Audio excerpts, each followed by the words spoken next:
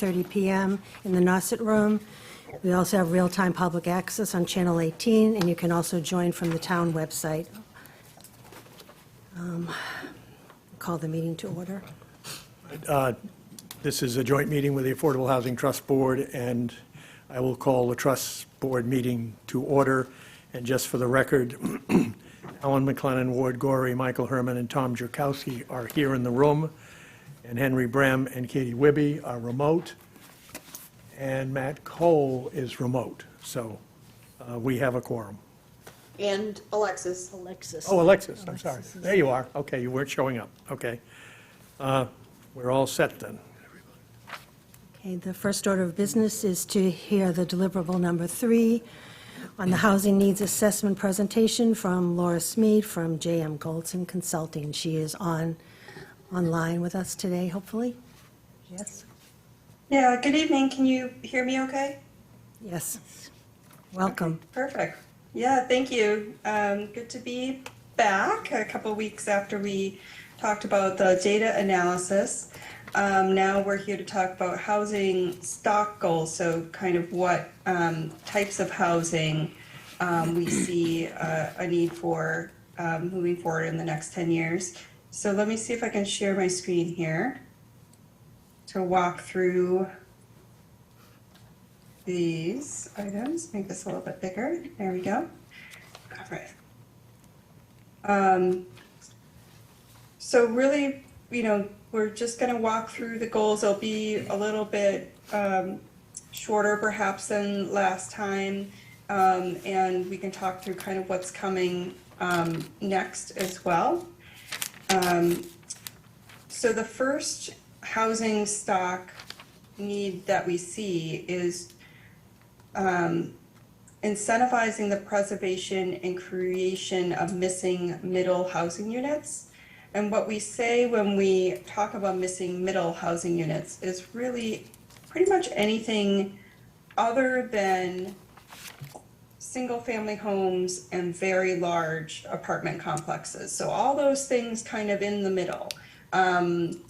It could be, smaller mixed-use apartment buildings, duplexes, townhouses, converting a single-family home into more than one housing unit within it, so-called cottage clusters, so little subdivisions on smaller lot sizes, and then accessory dwelling units. All of those different styles of housing can put the town on a path toward more sustainable land use patterns, more walkable neighborhoods, and more naturally occurring affordable housing. And this is really in response to the predominance of single-family homes as the primary housing type in this community as well as Cape-wide. This is a graphic that you might be familiar with already from Union Studio Architects, and just illustrating some of those descriptions that I had said earlier, as well as some of their own. They have an example here called stacked flats, manor home, and walk-up, which are smaller forms of multifamily type of building. And before I move on to the next one, are there any questions or comments so far on the first goal? Ward? Yes, thanks. I found it very helpful the last time we went over this, that there would, an introduction pointed out that this report is about the general housing stock across the community. It's not focusing on affordable housing. And that helped me screen some things out and see what was going. So I'm just suggesting you put a sentence or a reference to that in the preliminary paragraph. Yes, that's right. So there's the way this is going to be presented to you all is there's going to be a couple different types of goals. There's going to be the housing stock goals. So we're going to talk a little bit more about housing types, and then there'll be housing production goals where we'll start to try to quantify a little bit how much of housing types we want to produce. or rather you would want to try to incentivize.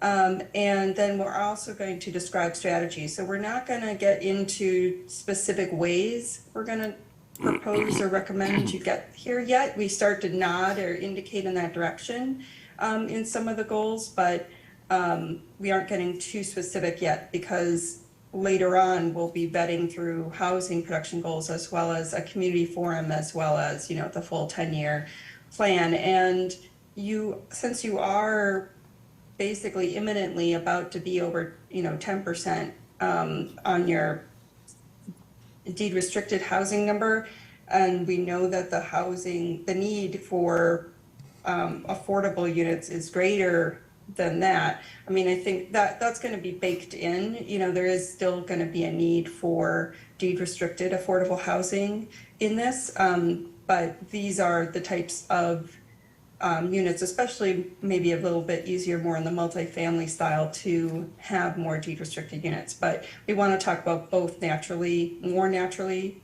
affordable or financially attainable housing as well as deed restricted affordable housing. All of that is good, and to speak to what Ward just said, I think there is not clear that we start out with this as something that is not even in affordable housing right now. And so I think you do need a sentence or something that does explain that this is a wide look at the housing in general in order to lead into goal one. You get to the affordable housing later on in the study. So maybe just a qualifier would be helpful. I would agree with Ward. Okay, Nancy? sure. You have that? Yeah, Laura, just at the end, the second paragraph includes a lot of numbers, which frankly confuse me.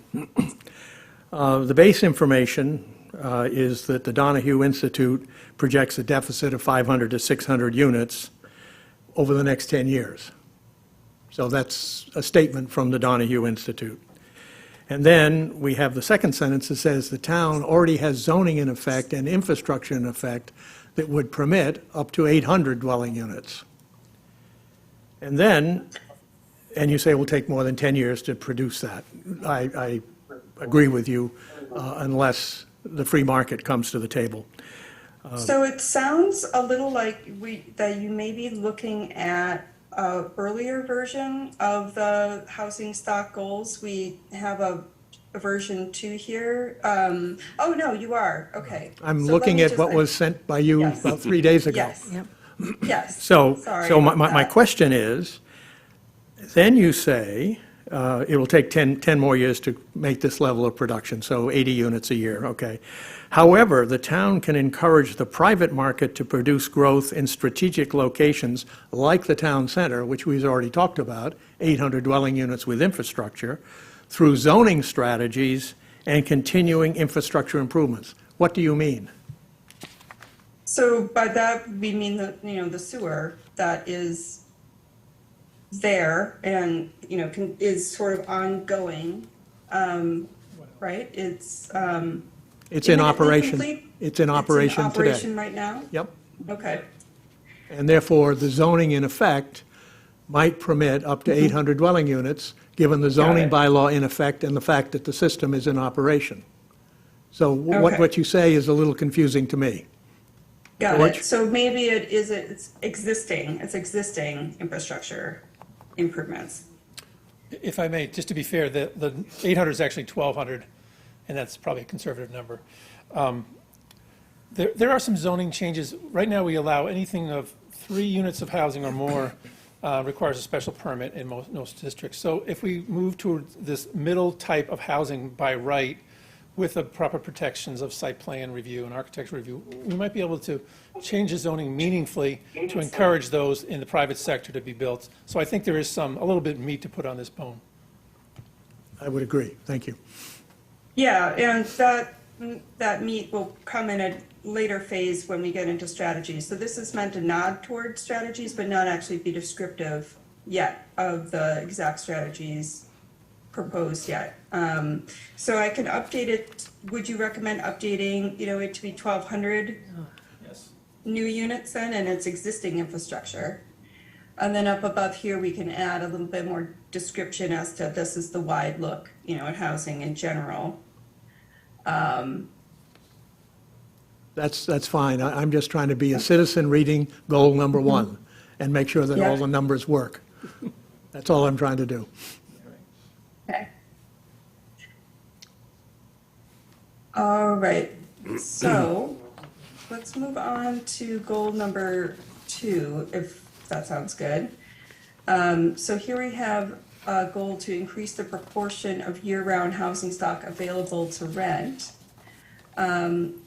You're currently at 20%, which is, similar to the rest of the Cape, but also if we look at one metric put out by the Harvard University Joint Center of Housing Studies is a definition of what a rental desert is 20% or less available housing to rent. And I think that given the incomes of those who are, holding up the tourism economy, and rent is a more accessible, affordable way to get into a community, and especially because there really aren't a lot of rental units in general in other nearby areas of the Cape either. It's sort of Cape-wide, except for maybe Hyannis has very little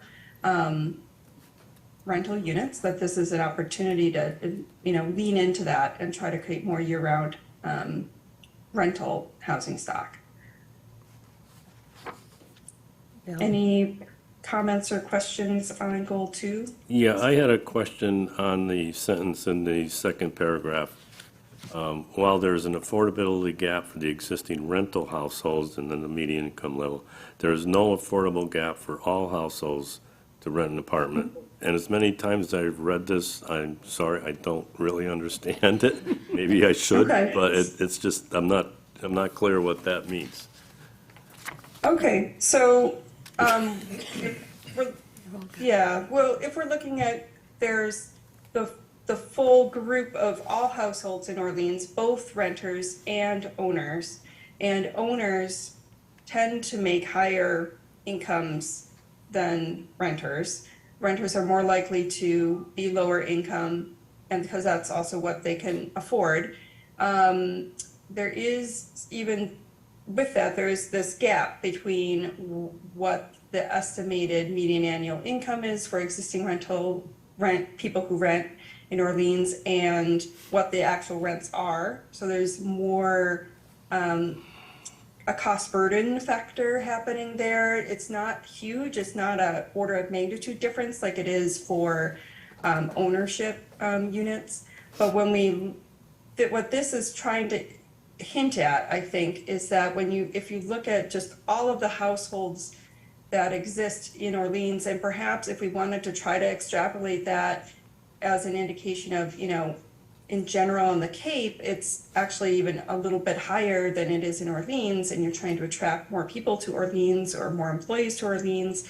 If you had more housing stock available to rent, it could be a strategy or a goal that could also help support bringing in or being supportive of employees and families of getting into the community and being able to live in the community, even if they can't afford to buy in the community, they could afford to rent in the community. So if there was more housing available to rent, it could be an affordable entry point into the community. That would be clearer. That's clear. That's not what this, that's not Yeah, the implication of that Yeah, line. I think that sentence needs some work, or that paragraph. Okay, Yeah, fair enough. I really don't see that there is no affordability gap as a helpful thing for us to put in with that combination, so. May I point out a couple of things, and I can work with Laura on it.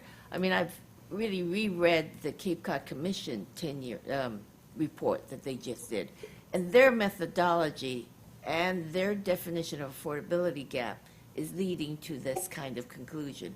So I think what we need to do is maybe make it more generic.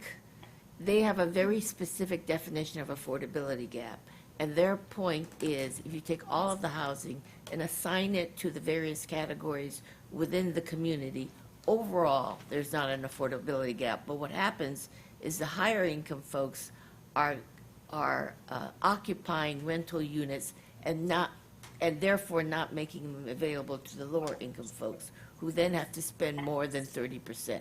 So what I work with Laura on, either we can explain that a little bit more, or maybe what we shouldn't, I actually found it enlightening but a little confusing reading the Cape Cod Commission report because of their use of various methodologies and definitions. So I think what we need to do is maybe make it more generic and less of the wording that the bigger report does. What you just described made it a little bit clearer than this Yeah. current paragraph, I so think maybe a yeah, combination I think of. we have to define affordability gap as they defined it, and therefore their numbers supporting their conclusion on it. Ward? I wonder if we could clarify it a little bit. If instead of saying there is no affordable, telling what there isn't, there is no, we say there is more of a possibility when you look at the median income for the whole group for rents to be available if there were more housing stock.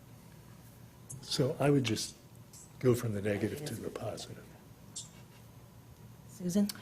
I just had a question. When you talked about strategies and you say development gap funding, what does that mean as it relates to rental units?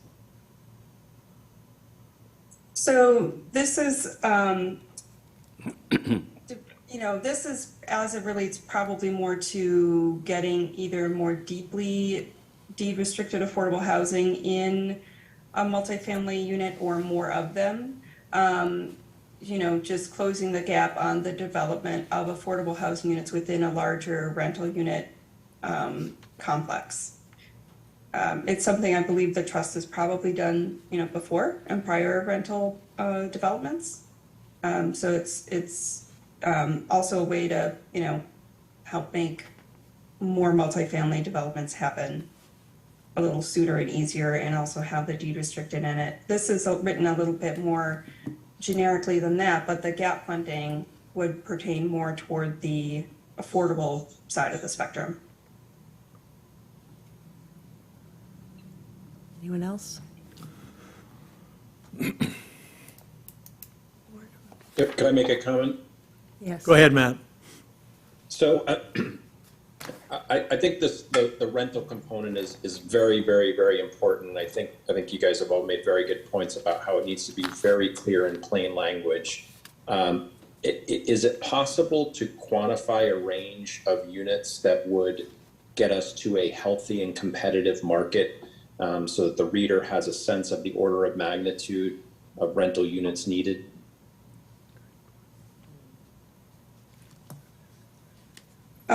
Yes, I think that's something we would try to do in the next phase when we talk about housing production goals. It's a little bit, squishy where you want to say, well, we're at 20%, we think we need more than 20%. And trying to, do, what's a reasonable goal then? Do you want to be at, 25% of your housing stock, and how many units is that, right, kind of thing. But yeah, we can work on that for the housing production goals to try to quantify what that would look like to get to maybe, a larger piece of the pie being rental units. Yeah, even if you compare to another community and just say, hey, another 100 to 200 rental units would then get you in a position similar to such and such town, where there are competitive market forces that control what rent can be charged, and therefore rents tend to stay more affordable for workforce and other folks. Okay, yeah. Thank you.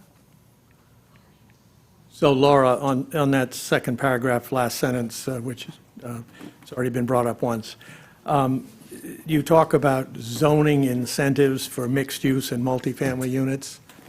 What are your thoughts of the kinds of incentives that we could incorporate? Again, I'm just a citizen reading this.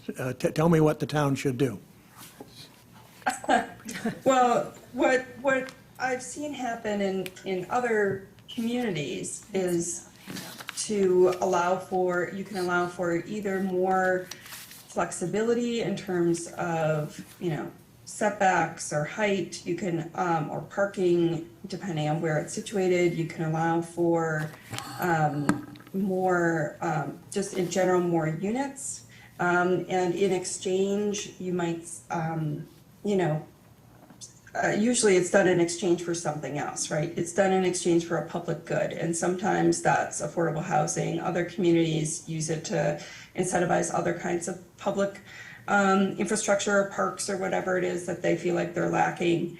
But it's, you know, a zoning incentive may also could be interpreted as strategically using a comprehensive permit and doing a friendly, you know, local initiative type project, and just in general being, you know, flexible about what goes, you know, what goes where, as long as the town has spelled out, you know, clearly what they want to see developed.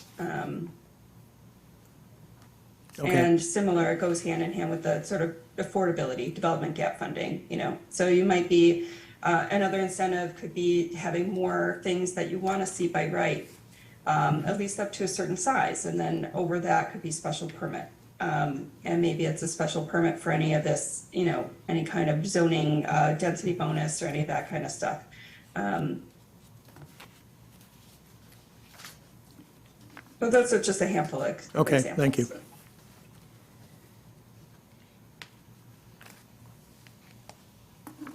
Okay, goal number 3. All right, so goal number 3, using policy and zoning strategies to support healthy aging in the community by enabling residents to age in place and expanding the number of smaller units available to Orleans residents, especially accessible units. So here we start drilling down into the needs of specific populations, acknowledging that your current population is older than the region and the state. That's not anticipated to change unless, you know, there's other strategies put in place, maybe, or vision flagged in your comprehensive planning process. So with that, you have a larger number of 1 and 2 households. And when you think about older adults, and they're more likely to have a mobility disability, and you want them to be able to either, you know, age in place in their existing home in a healthy way, or have a place, have options, smaller options in which they can downsize, maybe be more barrier free. There's examples of, you know, congregate housing, co-housing, shared services, preservation of housing authority units. Any of those could be ideas. But in particular, when it comes to housing stock, it's really smaller units that we see a need for, with that mismatch of this kind of size of the housing that's in Orleans and the size of the households that's in Orleans. There's much more small households than there are smaller units. So it's all about kind of more options, right? Fran? I support this goal, and I'd like, if we could, figure out an addition to it, which gives a strategy for preserving the larger homes that the older residents may move out of. That could then be available for families moving in. So it seems to me it's a 2-part goal, or maybe 2 goals, I don't know.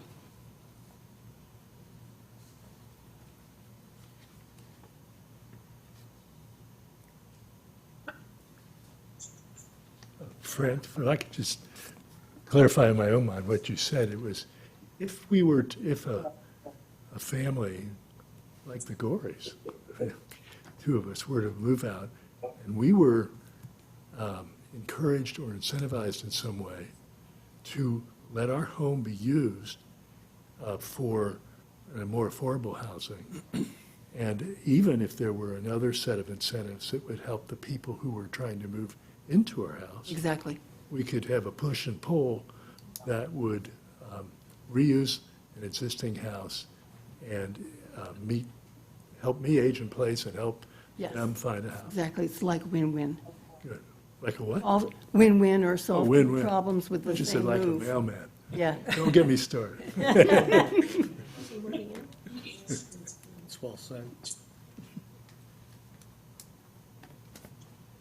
Yeah, I think the only challenge with that is the idea of something like a buy down program or something like that, is that there's such a big difference between what a market rate of a single family home is in Orleans and what a quote unquote more affordable price is.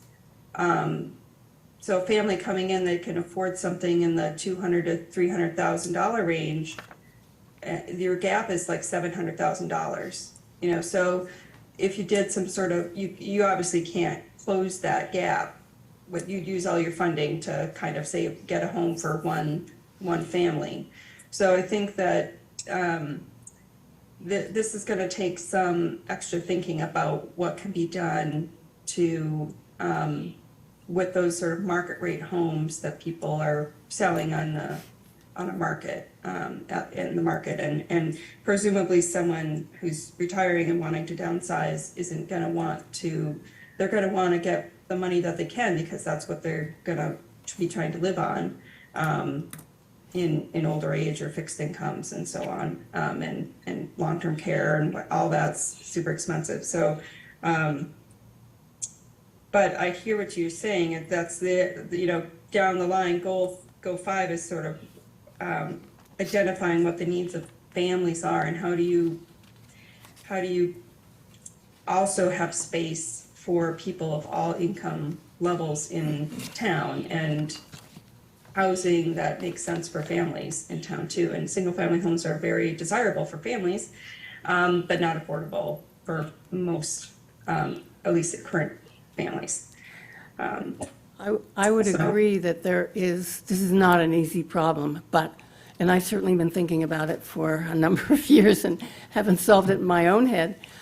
But not all the homes are super expensive, and there are a number of smaller family homes where one or two people live who would want to downsize, and it might be a starter home. And what I think is particularly painful for us is that those homes that might otherwise be available for a young family just disappear in the investment world and become teardowns and mansions that are built for short-term rentals. So that's the type of house that I'm thinking of, not the more Okay. expensive ones. Yeah, how do you preserve those existing, smaller, more naturally affordable homes? Exactly. Yeah, thank you. Starter homes. Yeah. Elizabeth? Okay, that's great. Thank you. I just have a question. When we were looking at sort of the zoning strategies and things like that, was it taking into consideration how many lots left were available in the town, to build, and then what would be the maximum use on each of those lots if we were to look at it through the lens of housing? So what you're describing in the planning world, we'd call that a build-out analysis. Right. That's not a part of the scope of this plan. Right.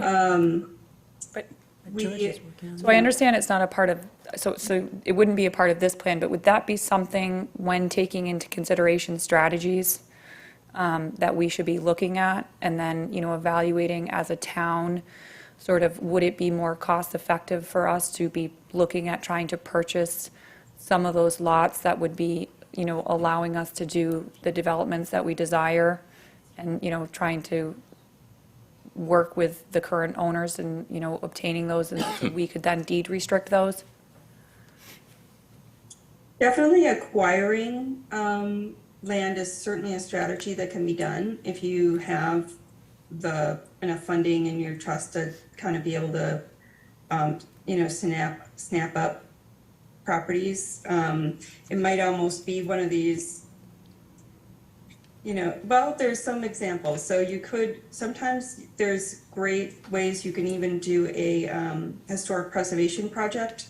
Sometimes you get larger estates or something that go up for sale and you're able to purchase them, preserve the historic home, and also do say a, cottage cluster housing and preserve some open space and, or do another kind of, if the town owns it, you can put out an RFP and work on it that way and work with the developer to structure it however the community would like to see there. So, land acquisition is, one option, and presumably it's not gonna be vacant land. But maybe it's already developed, but just with a, one home on it or something, but a lot of land. Okay. Goal number 4.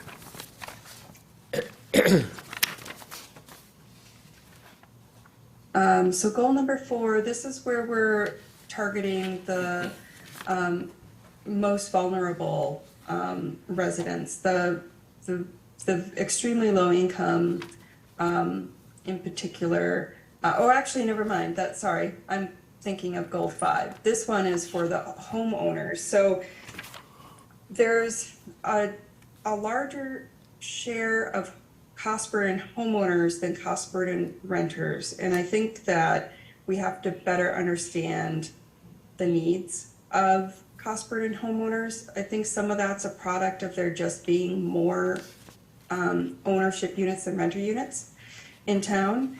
And also the fact that owning a home is more expensive than renting. Sometimes anyway, when you get maintenance involved, and certainly if you're gonna, try to purchase something new.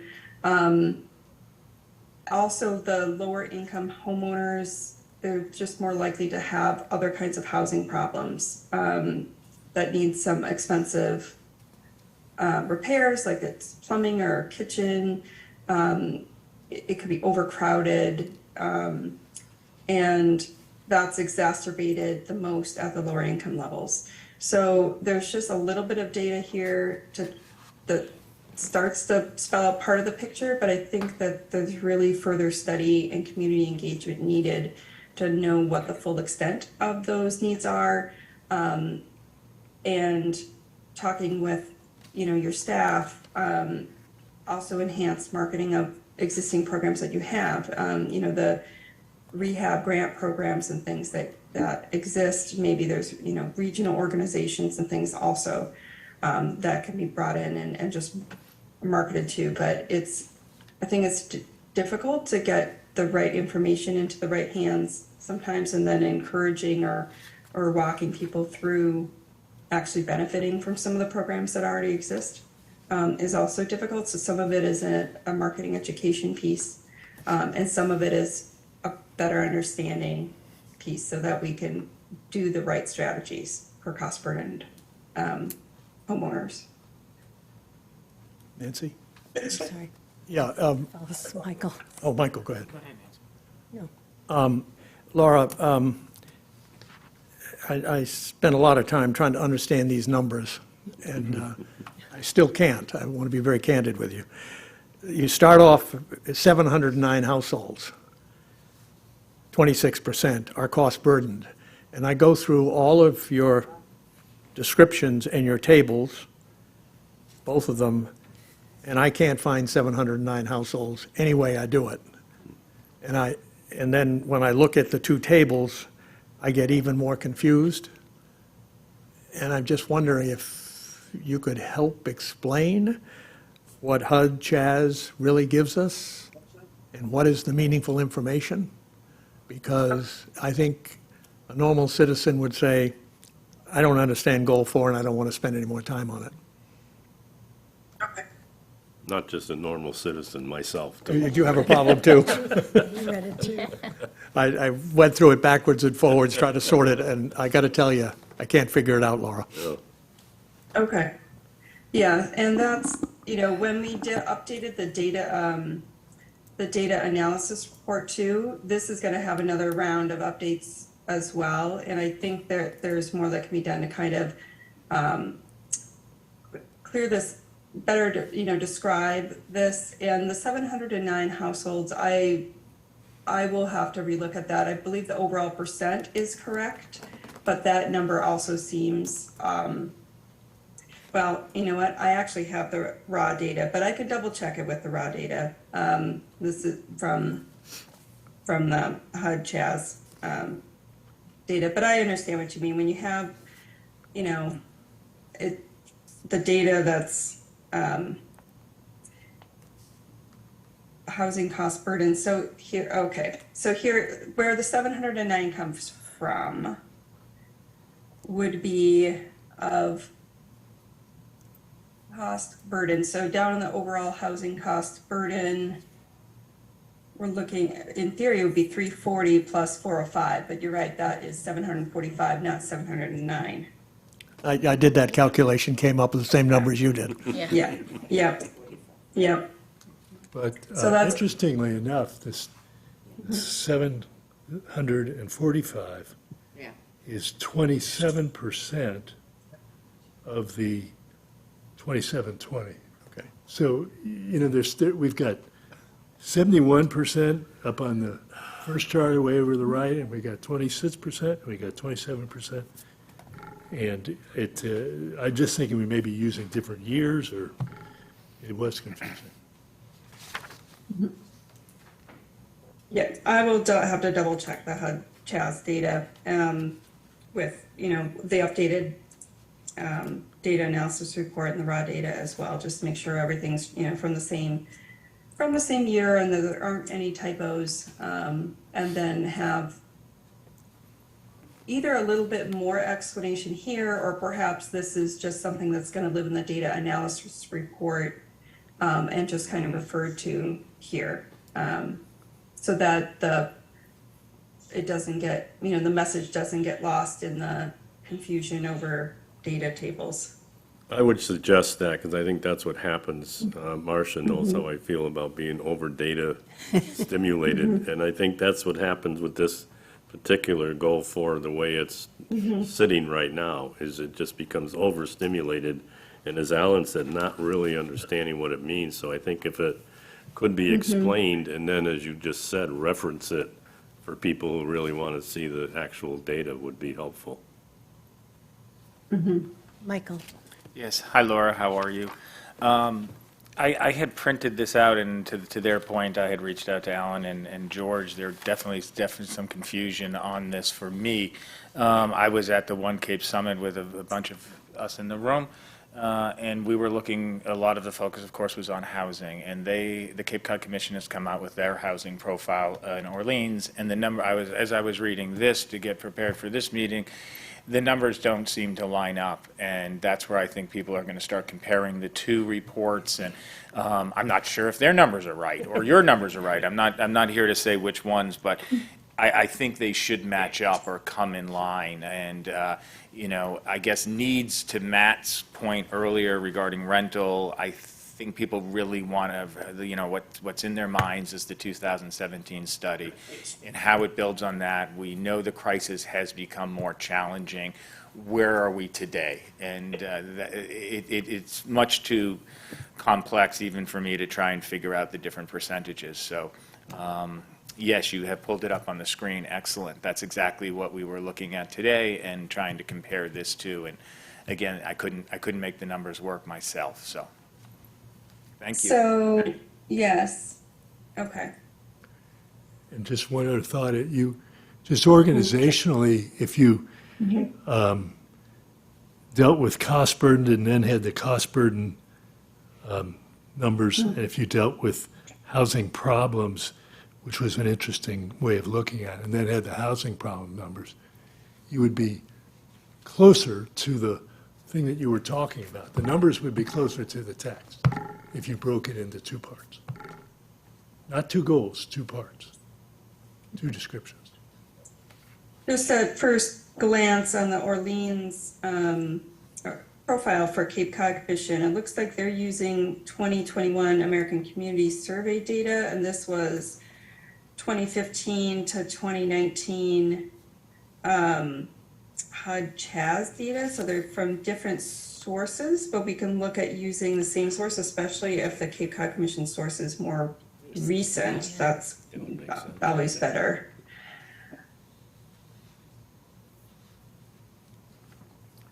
Go horse and ride it. Thank you. We may not be able, so I guess the only risk with that is that we may not be able to have all of the same information from the same year, but we'll look at it. We'll look at the data source. And actually, this one is 2014 to 2018. This is a typo that the data is correct, but it's actually 2015 to 2019.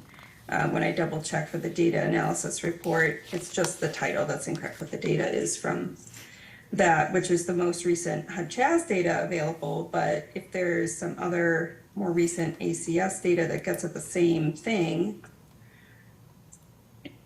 then we can look at that.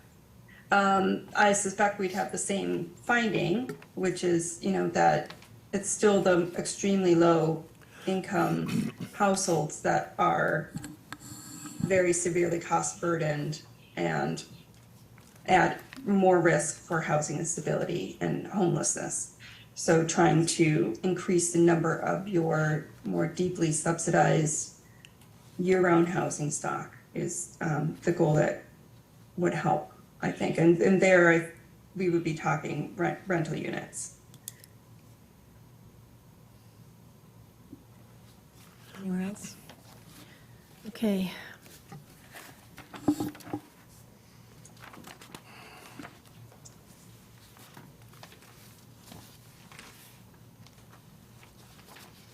But likewise, we can look at if there's more updated ACS data that can get at that same information, we will do that. I think the thing that's coming through with all the comments is we want this data to be accurate, we want it to be strong, but we also want to have a roadmap when we get done with this, that we know what we've done and what we need to do in fairly specific terms. And I think that's one of the big goals that seems to be coming out from everyone. Okay, number 6. And 6? Yes. 5. I did 5 already, sorry. Oh, were we all set with 5? Yeah. Okay, so 6 and 7, Oh, okay. 6 is trying to think about supporting the needs of families with children. From the survey data, there's some indications that there's concern around non-residents, around housing affordability in Orleans, if that was their top concern. Needing for a median income household in Orleans and somewhat similar on the Cape, it's, very difficult. You'd have to earn 4 times your income to buy a median home at the prices they're going for now. Condos are a little bit more financially accessible. But, so that's a thought.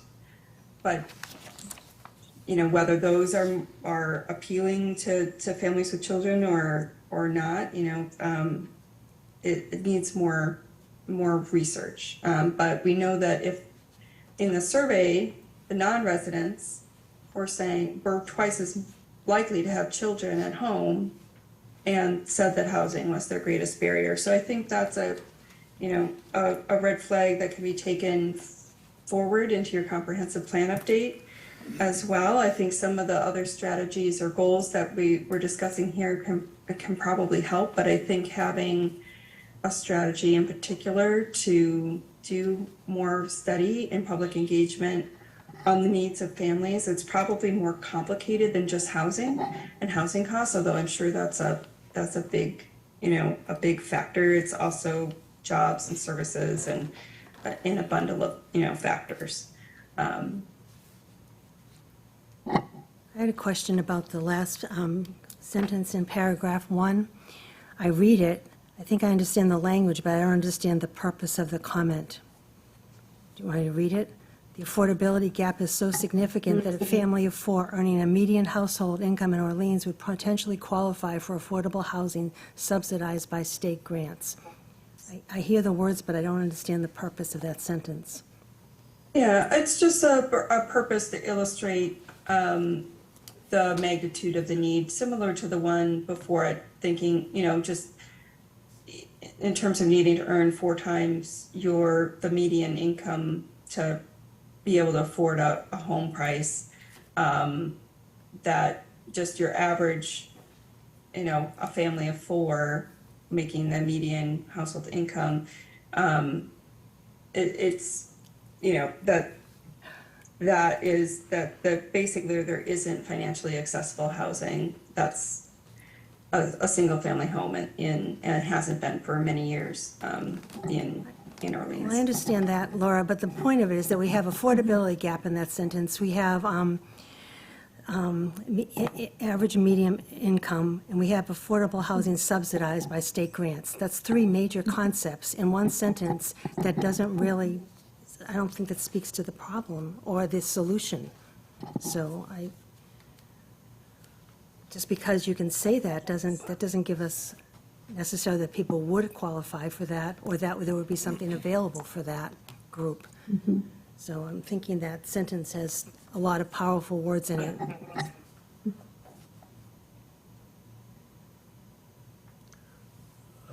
Would you recommend to remove that sentence or be more descriptive in terms of what the further study might look like? I feel the fact the affordable gap is so significant is that a family of 4 cannot afford a home in Orleans, okay? That's the fact. And so so from that, what do we do? Should we write that down there, or, Ward, go ahead. My numbers are a little fuzzy here, I think, but I remember that 49% of the people in Orleans were at 80% or below in the income. And now 80% of the median income is pretty close to 100%. But I think the way the numbers came out, very close to half of the people in Orleans with a family of 4 would be eligible for 80% or below subsidies. And I think that's what you're saying here. I think you're right. Yeah, that there's a very Median is large half. proportion. It's very close, 100% is half. right? Median. Median would be. And it's pretty amazing when you think of it, because the town seems to be viewed as more wealthy, but if half the people would qualify for 80% or below, that would be It's half the families of a certain size a family of 4, yes. compared to the county median. So I would recommend that we drop this sentence because it does not help the case. I thought what Nancy said was very simple, and that the simple message is probably what you need to make here in a goal. Nancy? Or just say it again. No, Fran. These are goals. And in a way, this is a statement of a problem. And I think I was hoping, maybe inaccurately, that the goal could be more than just studying the problem again when the need is so great that even if we make incremental steps, as we study the needs more explicitly, what would those incremental steps be? So instead of stating problems, I guess I'd like to see a statement of a goal, an action plan moving forward, so that there's a sense of hopefulness as we write these goals. I was having exactly the same thought, that a goal that starts with the word investigate isn't really helpful, as opposed to an action step, create or develop, and then some steps that would be helpful for us to incorporate going forward. Yeah. Yes, and probably the same for goal 7 as well. I think there is a lot of overlap between this goal, supporting a viable economy, and some of the goals that we've already talked about. I think there is a need for more understanding about the magnitude and nature of the employer-employee needs. There was really a data limitation that we had in getting, especially non-residential employees to respond to our survey. And we know that there's a lot of uncertainty, but I think to the extent similar to the ones, comments on the family, to phrase some more, actions that, even if they somewhat overlap, our strategies often do hit more than one goal at a time, and so that's often good, right, to succeed at more than one goal with the same strategy. So even if it's spelling out some of the